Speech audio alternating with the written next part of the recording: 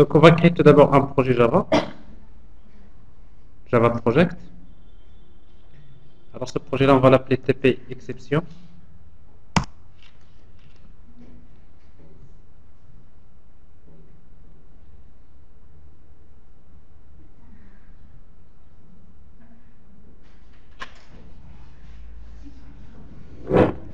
Alors dans cet exercice, donc, on va créer une application Java.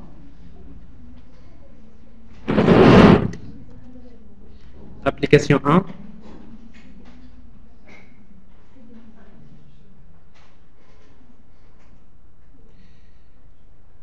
Bien, alors vous savez que pour lire les données à partir du clavier, on aura besoin de créer une classe, un objet de la classe scanner. Donc pour moi c'est clavier égale new scanner. Alors comme on va lire à partir du clavier, on va utiliser système.in. Ensuite, on va afficher le message A, de point, et on va lire A, une variable A égale clavier.nextIt. Je vais faire la même chose pour lire la valeur de P. P égale. Vous êtes bien installé?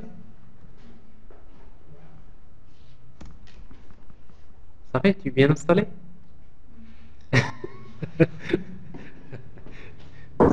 J'ai plugin ma table, version.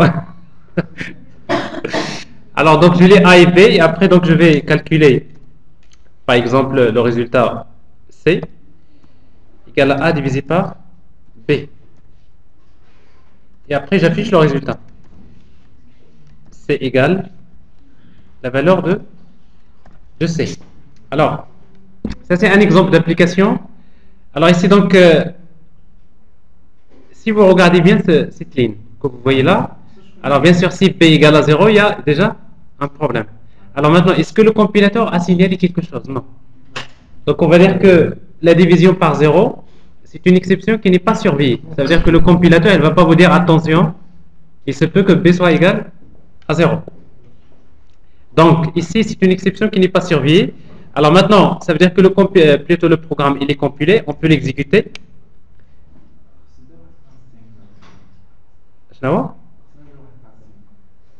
Casting ديال شنو casting دي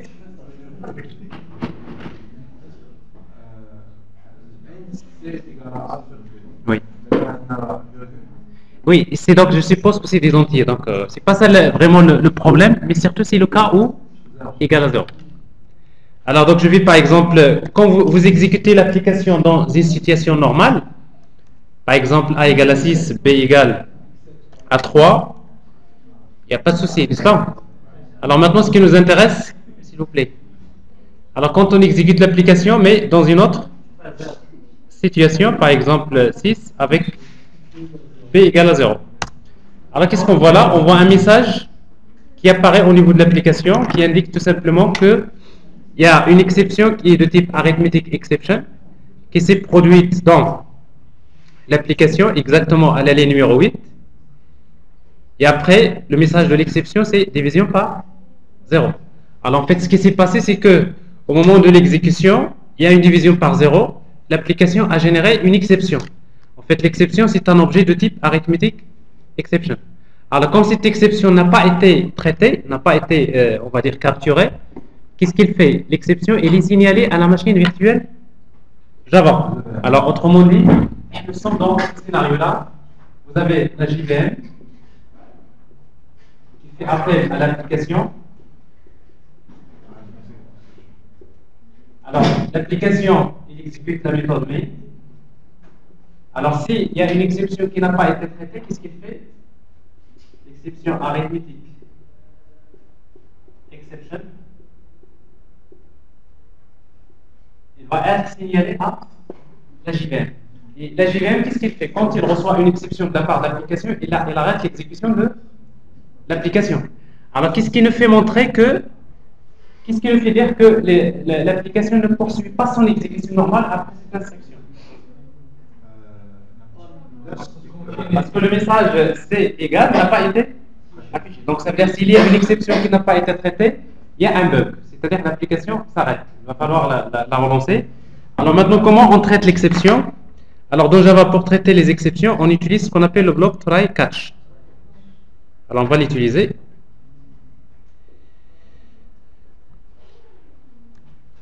On va déclarer, par exemple, C au départ égal à 0, on va l'initialiser, et après on va dire try, on va essayer d'exécuter C égale A divisé par B,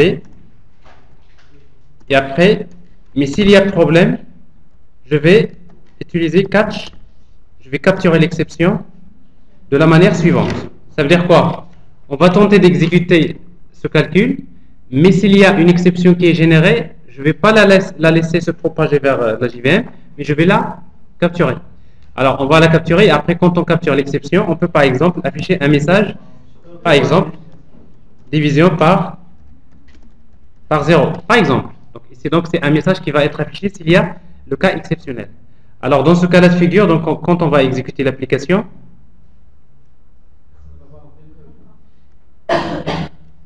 en fait, ça représente quoi? C'est l'exception. Quand on capture l'exception, on lui donne ce qu'on appelle un handle ou bien une variable. C'est-à-dire l'exception, c'est E. Alors justement, par la suite, on peut afficher les informations sur l'exception. Alors, je continue. A, B égale 0. Alors, je vois ici donc une division par 0, comme quoi il y a un problème. Mais par contre, l'application poursuit son exécution normale, n'est-ce pas? Alors, sauf que généralement, quand on capture une exception, on affiche les informations sur l'exception. Alors, parmi les méthodes qui se trouvent dans les exceptions, il y a une méthode qui s'appelle getMessage. Alors, la méthode getMessage permet d'afficher le message de l'exception. Ça veut dire le message de l'exception, tout simplement, division par 0. Donc, c'est le message. Ou tout simplement, parfois, on peut afficher la méthode toString. E.toString. En fait, la méthode toString d'une exception va vous afficher le message suivant. Alors, si vous remarquez, la méthode toString, il affiche le type d'exception plus le message. Donc, comme quoi, c'est la division par 0 et l'exception, elle est de type arithmétique exception. Ou encore, si vous voulez avoir le détail sur l'exception, c'est-à-dire il s'est produit à quel niveau, on fait appel à une méthode qui s'appelle print stake trace. C'est-à-dire afficher la trace de l'exception, ça veut dire tout simplement afficher le détail de l'exception. Alors dans ce cas-là, le détail de l'exception va s'afficher de la manière suivante.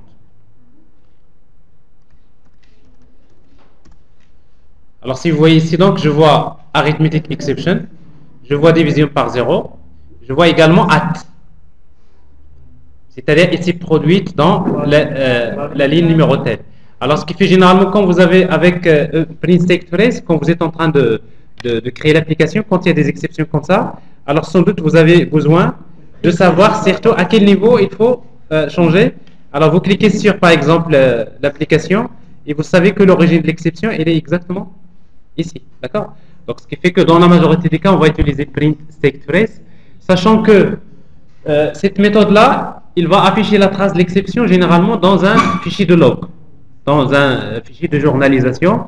Et du coup, donc, quand on va consulter le fichier de journalisation, on va trouver s'il y a des exceptions qui sont signalées, par exemple, au moment de l'exécution de l'application.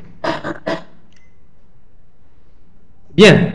Alors maintenant, pour voir réellement comment on va exploiter les applications, on va voir comment créer une nouvelle exception, comment générer une nouvelle exception dans une application Java. Alors pour voir ce cas-là, on va créer par exemple une classe compte. Je vais supposer que je veux créer une application qui permet de créer un compte, faire un versement et de faire un retrait. Alors si vous voulez faire ce genre d'application, vous allez sans doute créer une classe compte. Alors la classe compte, il va être défini, on va définir la classe compte par les attributs code, comme on a déjà l'habitude de faire, et après le solde, qui est de type float. Et après, on va définir un constructeur qu'on peut générer, un constructeur avec paramètres.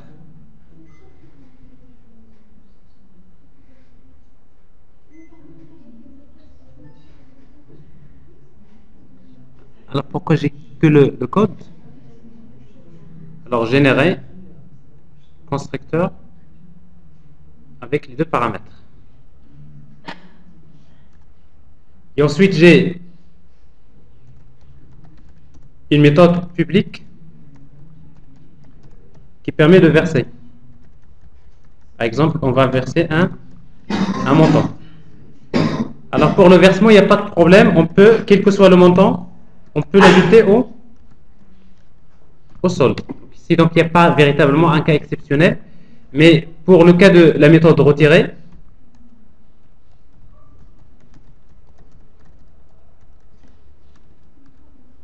alors pour retirer un montant, MT, normalement, retirer un montant, ça veut dire solde égale solde moins MT. Mais s'il y a un problème, si le montant est inférieur au solde, il faut quand même générer une exception. Alors ça veut dire comment on va générer l'exception dans Java? Ben, on va faire un test d'abord, avant. Si le montant est inférieur au solde,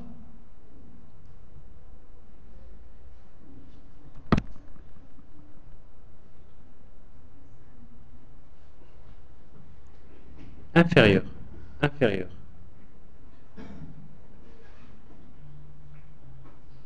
Je n'ai pas le caractère inférieur dans le clavier. Oui. Je suis en train de dépanner avec ce que j'ai pour le moment.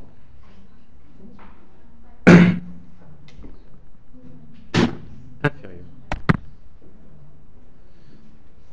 Alors si le montant est inférieur au solde, alors on va générer une exception. Alors pour générer l'exception, on va utiliser, dans Java, on utilise le throw, new, et vous générez une exception. Alors maintenant, tout dépend du type d'exception. Alors ici donc on va choisir une exception de type exception, et après on va lui donner le message de l'exception. Solde insuffisant. Alors, ici, nous avons généré une exception de type exception. Alors, exception, c'est une exception qui est surveillée. C'est la raison pour laquelle, d'ailleurs, il est souligné en rouge. Qu'est-ce qui manque? Exactement, oui. C'est l'inverse, n'est-ce pas?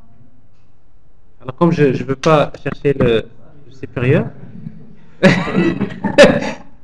voilà ce que je vais faire. Donc, je vais faire ça, n'est-ce pas? C'est bon? C'est le solde qui est inférieur au montant. Alors, quand on génère une exception comme ça, comme c'est une exception surveillée, on est obligé d'ajouter à la méthode throws exception. Alors, ça veut dire quoi ça? Throws RO. Alors ça, c'est intéressant. Ça veut dire quoi? Ça veut dire que la méthode retirée, il va faire un traitement. Mais on va signaler quand même que, attention, la méthode, il peut générer une exception. Donc ça, c'est le genre de méthode. Vous déclarez la méthode et après vous mettez throws.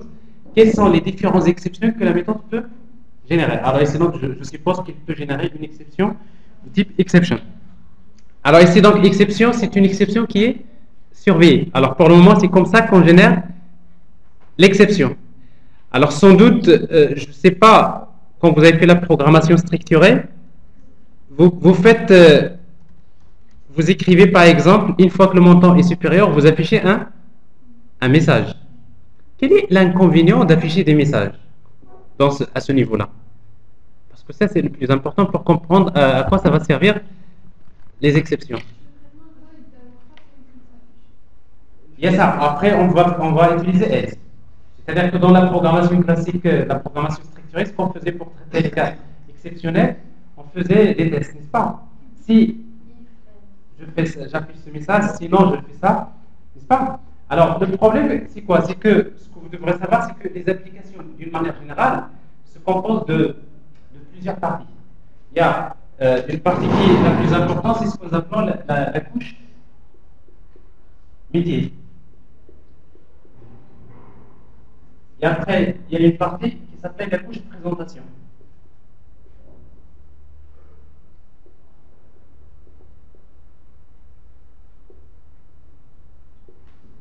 Ça veut dire quoi? Ça C'est-à-dire que quand vous allez développer une application, on va toujours vous dire ça. Il faut séparer la logique métier de la logique présentation. Ça veut dire quoi? La couche métier, c'est la partie qui va s'occuper de faire les traitements. Alors que la couche présentation, c'est la partie de l'application dans laquelle on va saisir des données et on va afficher des résultats, n'est-ce pas? Alors maintenant, il se trouve que la couche présentation, ça peut changer d'un contexte. Alors, par exemple, à un moment donné, vous créez une couche présentation avec des interfaces graphiques, oui. Après, vous créez une couche présentation web, c'est-à-dire avec du HTML et tout ce qui concerne la technologie web. Et après, vous voulez créer une couche présentation sur un smartphone, par exemple une application Android. Donc, il se trouve que la couche présentation, c'est quelque chose qui change en fonction du type de la console avec laquelle on construit l'application. Mais par contre, qu'est-ce qui est en commun? C'est la couche métier. Et la partie la plus importante généralement de l'application, c'est la couche métier. La couche métier, généralement, c'est la partie qui va s'occuper de faire les traitements. Et vous savez que quand on fait les traitements, ça veut dire quoi? Quand on fait les traitements, ça veut dire que on ne va pas penser comment on va saisir les données, ni comment on va les afficher. Pourquoi? Parce que c'est quelque chose qui va être fait au niveau de la couche présentation. Ben, il dit quoi donc le consommateur de l'application? Lui, il va interagir avec la couche présentation. On va saisir les données. Et après, quand on veut faire des traitements, on fait appel à la couche métier. Et la couche métier, qu'est-ce qu'elle contient? Elle contient des méthodes. Une méthode va faire des traitements. Mais s'il y a un cas exceptionnel, on ne va pas afficher un message, mais par contre, on va générer une exception. Alors pourquoi? Parce que nous allons voir que cette exception, quand elle est générée, on va la récupérer au niveau de la couche présentation. Ben, il dit que donc après, on peut prendre le message de l'exception et après, on va l'afficher. Alors, c'est ce que je vais vous montrer maintenant. Vous avez la classe compte. Pour moi, ça représente la couche métier. C'est-à-dire que c'est quoi mon métier? C'est de créer un compte, de faire des versements et de faire des retraits. Alors maintenant, la couche présentation, ça peut être une application. Alors, ça peut être une application Java, application 2, avec la méthode main, dans laquelle je vais demander à l'utilisateur de saisir par exemple des informations sur le compte. Alors à nouveau, donc on aura besoin de saisir par exemple le code. On va demander à l'utilisateur de saisir le code. Alors pour lire le code, on va utiliser quoi? On va utiliser scanner. Ça veut dire qu'il faut créer tout d'abord un objet de la classe scanner égale new scanner system.in. C'est clavier.nextInt. Voilà. Alors, je vais demander bien sûr de saisir aussi le solde.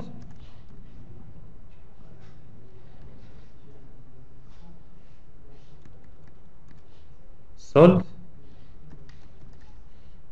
Ici, le solde, c'est un float. C'est-à-dire ici, next float. Alors, je viens de lire le code et le solde. Maintenant, je peux créer un compte. Pour créer un compte, je fais appel à la classe compte, cp égale new compte, avec le code C et le solde S. Donc, je viens de créer un compte avec le code et le solde qui ont été saisis. Alors maintenant, je vais faire un versement. cp.verser un montant. Mais même le montant, on va demander à l'utilisateur de saisir, n'est-ce pas? Ça veut dire à nouveau, donc j'ai besoin d'afficher le message, le montant à verser.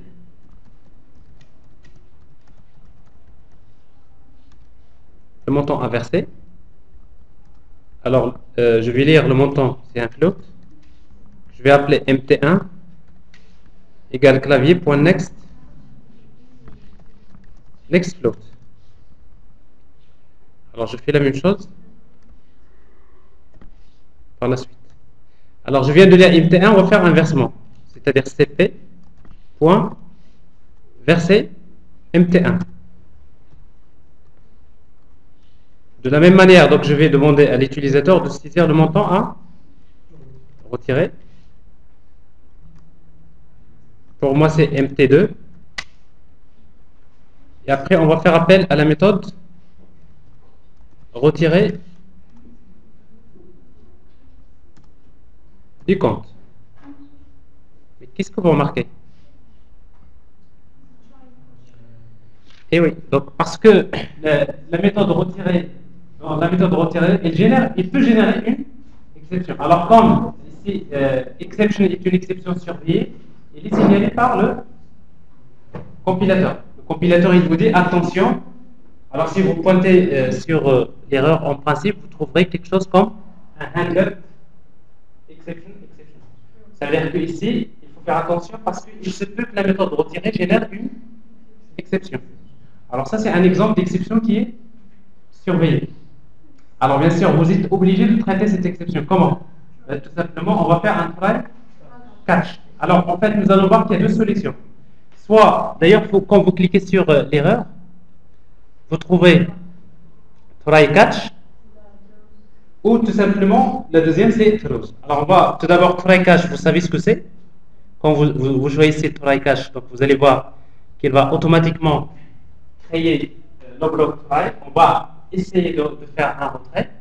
S'il y a l'exception, on va la capturer et après on va. Vous voyez donc la méthode qui est appelée par défaut, c'est print state trace. Alors dans notre cas, on peut par exemple afficher le message de l'exception parce que quand on est dans la couche présentation, on a besoin d'afficher le message sur l'interface utilisateur. Par exemple, ici, on va l'afficher avec, on appelle la méthode getMessage. Alors après, je vais quand même afficher le solde. Alors pour afficher le solde des comptes, j'ai oublié de créer la méthode getSolde. Alors getSolde.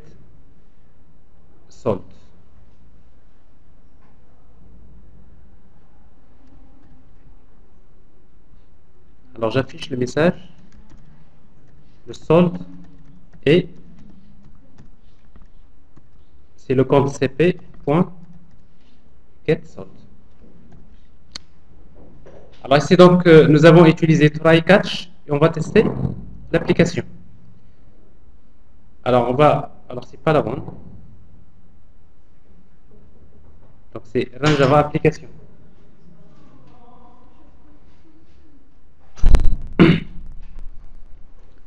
Alors, le code, par exemple, 3. Le solde, 5000 au départ. Alors, le compte, il est créé. Alors, maintenant, on demande le montant à verser. 3000. Le montant à retirer. Alors, dans le cas où vous tapez, par exemple, 2000, là, il n'y a pas de problème. Le solde est égal à 6000 au final. Donc, 5000 et après 3000 moins 2000, ça fait 6000. Alors, si on est dans un autre scénario, le code, le solde 5000, on va verser 8000 et on va retirer. Allez-y. On n'a rien à perdre. Entrez. Alors qu'est-ce que je vois là?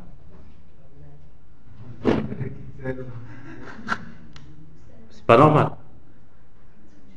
Ça veut dire qu'il n'y a pas d'exception, n'est-ce pas? Est-ce que vous voyez qu'il y a un problème ici? Alors si vous voyez ici E, c'est-à-dire 10 puissance 8.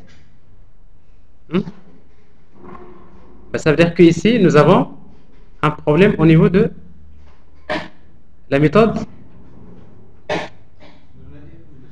retirer. Alors ici, en fait, regardez ce qu'on a fait. Alors tout à l'heure, je voulais remplacer le bloc throw par système, mais c'est pas ce qu'on devrait faire, n'est-ce pas? Alors ici, qu'est-ce qu'on devrait avoir? Throw new exception. Et après le message solde insuffisant.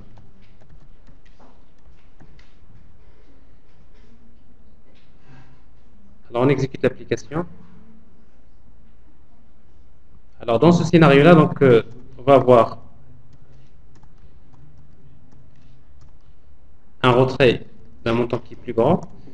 Alors ici donc je vois solde insuffisant. Comme quoi, qu'est-ce qui s'est passé? C'est que la méthode retirée a généré une exception. Cette exception, elle a été capturée. Après, on a affiché le message de l'exception.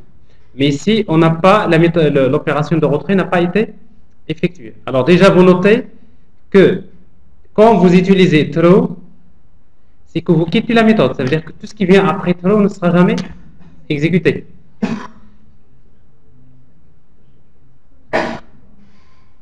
Alors, la deuxième solution. Alors, je supprime le bloc try catch. Alors, je reviens au même problème. Alors, la deuxième solution, c'est d'utiliser throws.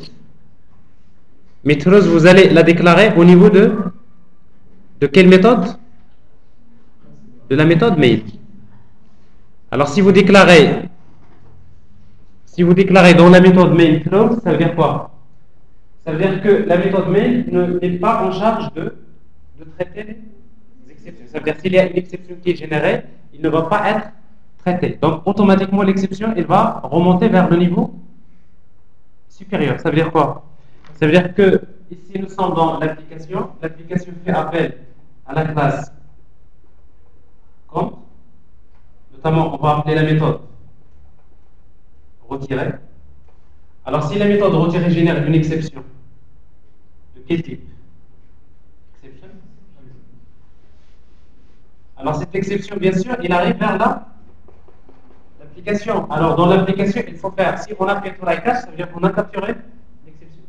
Mais si on fait throws, ça veut dire quoi? Ça veut dire que si l'exception arrive à la méthode main, il va encore remonter vers le niveau supérieur. Et qu'est-ce qu'il y a au niveau supérieur? Il y a la JVM. Et la JVM, quand il reçoit l'exception, ben, il arrête l'exécution de l'application. Donc, maintenant, ce qu'il faut savoir, c'est que d'une manière générale, parce que ça c'est intéressant quand même de noter que, parce que dans la programmation, vous avez une méthode A qui fait appel à une méthode B. Et B fait appel à la méthode C. Alors bien sûr, s'il y a une exception qui est générée, par exemple, dans la méthode C, il arrive vers B. Alors dans B, vous avez deux solutions. Soit vous mettez catch, ou bien throws. Catch, ça veut dire que vous capturez l'exception. Throws, ça veut dire qu'il va encore remonter vers A. Et dans A, la même chose. Soit vous faites catch, ou bien throws. Alors c'est exactement, c'est comme si ça vous arrive de rencontrer un problème. Vous travaillez sans doute dans une entreprise et après, dans votre poste, vous avez rencontré un problème. Soit que vous êtes à l'origine du problème, ou tout simplement, vous n'êtes pas à l'origine du problème. Alors, vous avez deux solutions. Soit que vous rencontrez le problème, soit catch. Catch, ça veut dire quoi? Bah, tout ça, vous traitez le problème. Et si vous le traitez, il n'y a personne qui saura qu'il y a problème, parce que ça se limite à ce niveau-là. Mais si vous ne l'avez pas traité, si vous dites, je m'en fous, c'est pas mon problème, qu'est-ce qui va se passer? Il va remonter vers le niveau supérieur. Et le niveau supérieur, il reçoit le problème, la même chose. Soit qu'il résout le problème, soit throws. On ne va pas dire Microsoft throws. Il remonte encore vers le niveau supérieur. Jusqu'à la GVM. Alors c'est qui la GVM dans l'entreprise?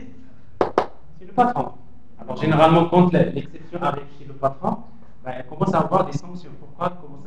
Comment ça se fait que le problème a tout traversé tous les niveaux, il n'a pas été résolu, n'est-ce pas? Mais c'est exactement la même chose dans la programmation Java. Quand vous faites la programmation, vous avez des méthodes qui font appel à d'autres méthodes. Mais après, quand il y a une exception qui est générée par une méthode, ben, tout simplement, vous avez au niveau supérieur soit la possibilité de faire catch ou bien throws. Alors c'est donc bien sûr la solution. Comme on est dans la couche présentation, donc la meilleure solution dans notre cas, c'est d'utiliser catch, n'est-ce pas? Alors maintenant, comment créer une nouvelle exception? Parce que ici, dans la classe compte, qu'est-ce qu'on a fait? On a généré une exception de type exception. Alors que généralement, on ne va pas générer des exceptions de type exception. Vous avez le droit vous-même de créer votre propre exception. Alors par exemple, on veut créer une exception qu'on va appeler solde insuffisant exception. Alors comment on crée une nouvelle exception? Une nouvelle exception, c'est une classe qu'on va appeler solde insuffisant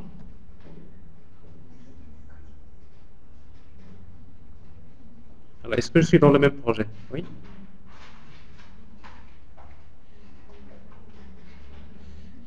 Donc, je vais l'appeler solved, insuffisant, exception. Alors, pour créer une nouvelle exception, c'est ce que nous allons appeler les exceptions du métier, vous aurez besoin d'hériter de l'une des exceptions qui existent déjà. Alors, si vous héritez de la classe exception, c'est que vous avez ce qu'on appelle une exception surveillée. Alors, si vous héritez de la classe runtime exception, vous êtes en train de créer une exception qui n'est pas surveillée. Alors, tout dépend. Est-ce que vous voulez créer une exception surveillée ou bien non surveillée? Alors, on va commencer ici donc à utiliser l'exception surveillée. Et après, dans la classe, vous aurez besoin de créer un constructeur. Alors, quel constructeur? Ben, vous générez un constructeur from superclass. Vous générez un constructeur avec une chaîne de caractères comme paramètre. Et ce constructeur-là représente quoi? Le message. Ça veut dire que quand je génère une exception, j'ai besoin de donner le message de l'exception. Et si vous voyez bien le constructeur de l'exception, il fait appel au constructeur de la classe parent. Donc c'est pas compliqué, c'est quoi une exception? Une nouvelle exception, c'est une classe qui dérive de la classe exception et dans laquelle vous définissez le constructeur. Et le constructeur, en principe, il reçoit le message. Alors si vous venez de créer maintenant cette classe, qu'est-ce qui va changer dans l'application? Ce qui va changer dans l'application, c'est qu'au lieu de générer new exception, on va mettre new, voilà, solved insuffisant exception. Et là, on travaille encore d'une manière plus professionnelle. Pourquoi? Parce que je suis en train de personnaliser les exceptions. Ici, on ne va pas mettre throws exception, mais on va mettre throws solved insuffisant exception. Ben, quand je vois la documentation de la méthode retirée, je vois déjà que l'exception, il peut générer une exception de type solved insuffisant exception. Et ça a un sens, n'est-ce pas? Alors, ce qui fait qu'au niveau de l'application, ici donc, je vais utiliser ici catch solved insuffisant exception. Alors bien sûr, même si vous faites catch exception, ça va marcher. Pourquoi? Parce que toutes les exceptions héritent de la classe exception. Au lieu de faire, par exemple, au lieu d'utiliser catch solved insuffisant exception, vous pouvez utiliser catch exception, c'est-à-dire quelle que soit l'exception. Alors c'est quoi l'utilité? C'est juste pour au niveau, parce que vous savez que quand vous utilisez, oui, il va y avoir de l'exception parce que vous allez voir justement dans votre application, souvent, vous faites un traitement, mais la méthode, souvent, elle peut générer plusieurs exceptions. Alors quand vous générez toujours une seule exception, il n'y a pas de problème. Mais supposons, maintenant dans notre application, quand le montant est négatif, par exemple, quand vous allez donner un montant négatif, ça ne marche pas, ça ne devrait pas marcher, n'est-ce pas? Vous voulez par exemple générer une autre exception, et dans ce cas-là, vous pouvez l'appeler négatif exception. Mais il est quand vous utilisez catch, d'ailleurs nous allons voir qu'on va utiliser par la suite le catch. C'est-à-dire on va utiliser try, et après plusieurs, un brief catch. Alors, comment on va faire ça?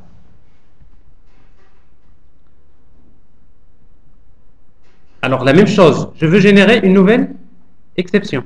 Alors, l'exception, de préférence, donc de créer une nouvelle exception,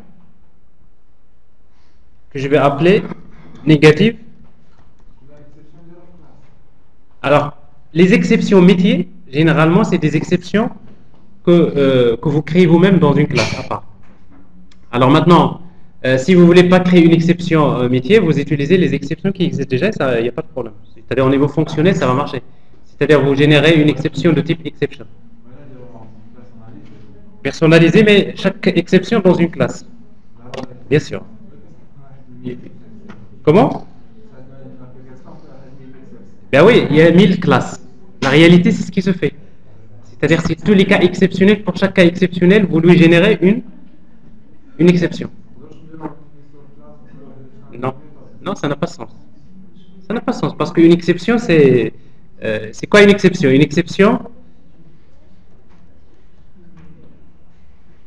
exception, doit avoir cette particularité, c'est qu'il doit hériter de la classe, par exemple, exception. Et la même chose, quand vous créez l'exception, vous aurez besoin de générer le constructeur. Et le constructeur, vous lui donnez comme paramètre un string, un message. Alors bien sûr, vous n'avez pas besoin de passer 5 minutes pour créer une exception, c'est 2 secondes, n'est-ce pas?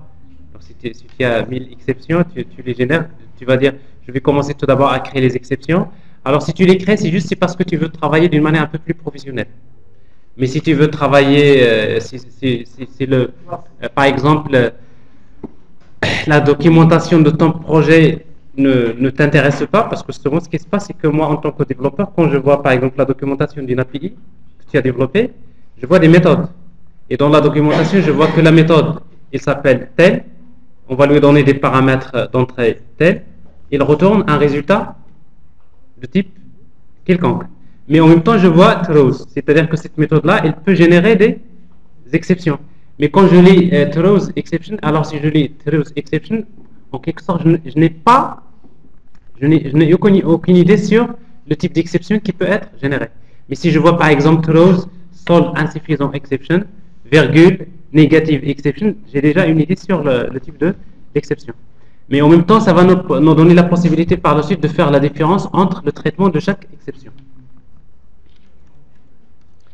Alors maintenant, si je viens de créer une nouvelle exception, qu'est-ce qu'on peut faire au niveau de la classe compte? Maintenant, dans notre cas, la méthode retirée, il peut générer 2 exceptions.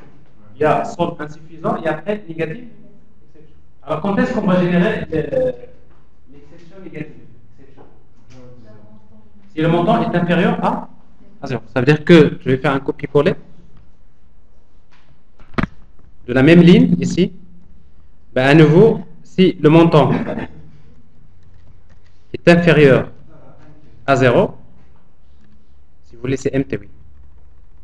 C'est MT est inférieur à 0.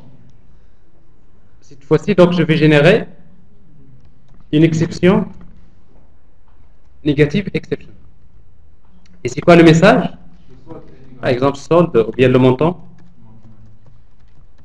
négatif. Alors, mais il est encore souligné en rouge. Pourquoi? À quel niveau? Alors maintenant, si vous voulez que ça marche, il faut encore ajouter ici, virgule, quoi? Neg exception. Alors ça veut dire quoi ici? C'est clair, la méthode retirée, elle peut générer soit solve insuffisant exception ou bien négatif exception. Alors je suis déjà averti sur l'utilisation de la méthode retirée.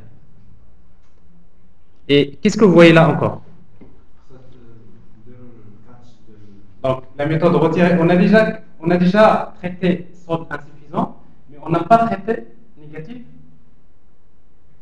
exception. Fatigué, j'imagine. Alors ici, dans ce scénario-là, la méthode retirée, normalement, elle peut générer combien d'exceptions? Donc combien de tâches qu'on va faire? Donc try, catch, catch. Alors, on clique et après on va dire ajouter un nouveau catch. L'éditeur, il a déjà compris qu'il devrait faire un deuxième catch négatif exception. Non. كيفاش virgule فين؟ Oui. Parce que quand vous dites exception, c'est-à-dire déjà quelle que soit l'exception. Donc on va traiter ce cas-là. Alors ici donc je vais afficher le message toujours e.get message. Mais qu'est-ce qu'on peut remarquer là? Alors on exécute déjà et après on va essayer de remarquer. Alors au niveau de l'exécution, qu'est-ce que je vais avoir? Le code, le solve. Alors je vais retirer par exemple, ça c'est le montant inversé, 900, 8000. Alors qu'est-ce que j'ai ici? C'est solve insuffisant. Je réexécute. Je solve. Le montant inversé. Le montant à retirer, un montant négatif. Qu'est-ce que je vois? Montant Négatif. Ça veut dire que cette fois-ci, il y a une nouvelle exception qui a été générée. Mais si vous remarquez une chose, ici, dans le blocage, qu'est-ce qu'on fait? On fait appel à e.getMessage. Et la même chose ici. Alors, généralement, quand vous avez plusieurs caches, et dans tous les caches, vous faites la même chose, ça ne sert à rien de faire plusieurs caches. Vous pouvez utiliser un seul. Alors, si vous voulez utiliser un seul cache, qu'est-ce que vous faites? Alors, on ne va rien créer, ben, tout simplement, on va mettre tout simplement catch exception tout court. Regardez, et ça marche. Alors, si vous écrivez catch, il y a une colonne qui a été supprimée. Si vous mettez catch exception, ça veut dire quoi? Quel que soit, c'est-à-dire que ce soit negative exception ou bien solve insuffisant exception, je vais la capturer. Donc, c'est-à-dire que c'est bon pour ne pas faire plusieurs caches, vous pouvez parfois généraliser. C'est-à-dire que cache exception, donc quelle que soit l'exception. Mais quand est-ce qu'on fait ça? Uniquement si pour toutes les exceptions, vous avez le même traitement. Dans notre cas ici, on n'affiche que le message de l'exception. D'ailleurs, au niveau de la couche présentation, quand on récupère une exception, ce qui nous intéresse, c'est d'afficher le message de l'exception au niveau de l'interface. Alors maintenant, pour terminer cette partie-là, est-ce qu'on a traité tous les cas exceptionnels dans cette application? Regardez, quand on va saisir le code, on va taper n'importe quoi. Ah, normalement, il faut saisir un nombre, n'est-ce pas? Alors, qu'est-ce qui va se passer? Regardez. Il y a problème. Alors, on découvre que notre application, il y a un bug. Mais sauf qu'il y a une exception qui n'est pas surveillée, qu'on n'a pas traitée. C'est quoi cette exception? Regardez comment elle s'appelle. Input mismatch exception. Quand est-ce qu'elle est générée? Quand vous tentez de saisir, par exemple, une chaîne de caractères, au lieu de saisir un nombre. En fait, la méthode nextInt ne peut pas convertir, par exemple, des caractères en entier. Et du coup, donc, vous avez une exception. Ça veut dire qu'à nouveau, dans votre application, vous allez faire un autre catch. Alors maintenant, l'idéal, c'est de faire un seul try. Alors d'ailleurs, ce qu'on va faire, c'est qu'on va prendre ce try ici, CTRL X. On va le mettre en haut de l'application.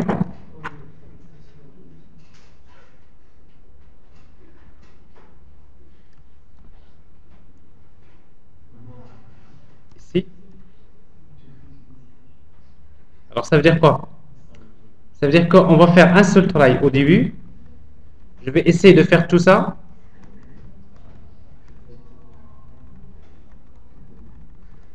Je fais le retrait.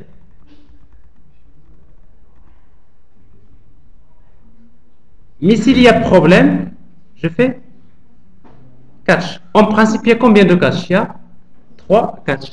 Catch, plutôt, solve insuffisant exception, negative exception et input mismatch exception. Alors ici donc, mais si vous mettez exception tout court comme ça marche. Alors maintenant, je reviens sur le scénario suivant, solve insuffisant exception. Alors, il vous demande encore d'ajouter negative exception.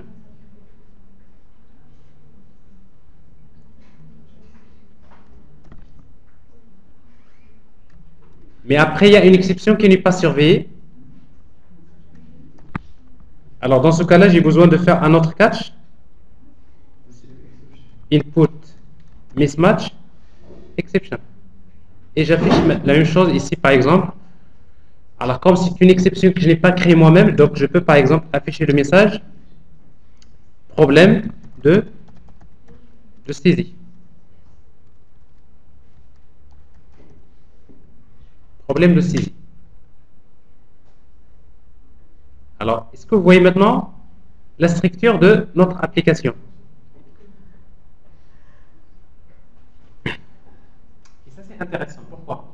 Parce que dorénavant, quand vous voulez faire un traitement, un algorithme par exemple, vous voulez programmer un algorithme, vous êtes en train de programmer votre algorithme d'une manière normale, et après tout le traitement, vous allez l'encadrer par try catch. Ça veut dire quoi? Je vais essayer de faire tout ça, mais pendant l'exécution de l'ensemble des instructions, s'il y a une exception, je vais la capturer. Donc voilà la manière avec laquelle on sépare les traitements métiers avec les cas exceptionnels.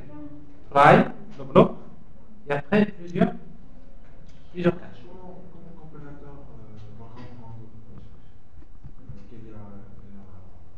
Le compilateur, en fait, au moment de l'exécution, généralement, parce que quand vous exécutez, qu'est-ce qu'on fait? On exécute des méthodes, n'est-ce pas? Clavier.nextInt. Alors, si nextInt génère une exception, regardez ce qui se passe. S'il génère une exception, le reste ne sera jamais exécuté. Qu'est-ce qui se passe? Automatiquement, la machine virtuelle Java, elle va chercher le bloc catch. C'est-à-dire, est-ce qu'il y a un cache qui permet de capturer cette exception? Et après, on se positionne sur le cache. Et du coup, donc, on utilise un seul try et plusieurs caches. Et pour terminer donc la structure, si vous voulez, de la syntaxe de try, il y a le bloc ce qu'on appelle finally. Alors, vous avez plusieurs caches et vous pouvez encore ajouter finally. Alors en fait, le bloc finally, il est rarement utilisé, mais vous pouvez l'utiliser si vous voulez faire un traitement par défaut. Ça veut dire quoi? Quels que soient les cas, s'il n'y a pas de problème, ce bloc-là va être exécuté. S'il y a cette exception, le bloc va être exécuté. S'il y a cette exception, le bloc va être exécuté. Ça veut dire quoi? Le bloc finally, il va s'exécuter quels que soient les scénarios. Alors souvent, si vous avez un besoin de ce type-là, vous pouvez penser à utiliser le bloc finally. Alors par exemple, ici on va afficher le message bloc finally. Alors, et dans ce cas-là, qu'est-ce qui va se passer quand on va exécuter? Alors s'il y a un problème d'exception, vous voyez donc vous avez un problème de saisie, mais le bloc finally s'exécute, n'est-ce pas? Et oui, c'est ce que je suis en train de vous expliquer. Il faut déjà comprendre son fonctionnement et après vous pouvez voir son utilité. Alors ici, je suis dans le cas où la saisie se fait sans problème. Je vais verser un montant et quand je vais retirer un montant solde insuffisant, le bloc finally. Et même s'il n'y a pas de problème,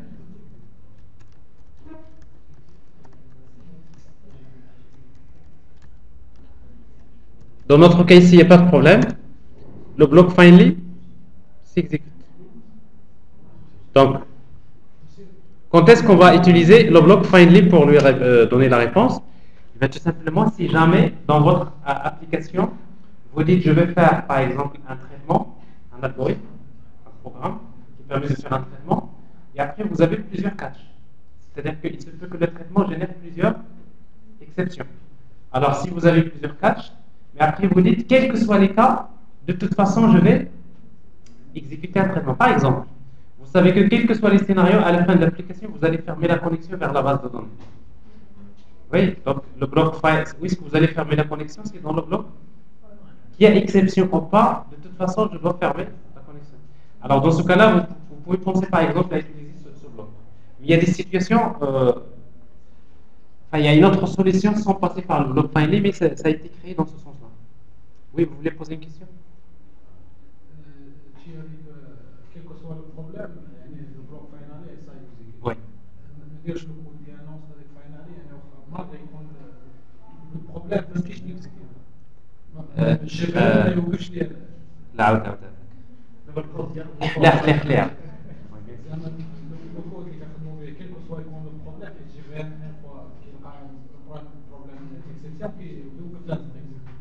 ماشي اكزيكيوتي زعما الكود اذا وصل لك البلوك فاينالي يعني كيف واخا يجينا بروبليم يكمل. Oui. Alors, en fait, le bloc finally, il est fait pour ça. C'est-à-dire que s'il y a un problème, on va afficher un message, par exemple, dans l'interface utilisateur, ou bien on va loguer des messages, n'est-ce pas?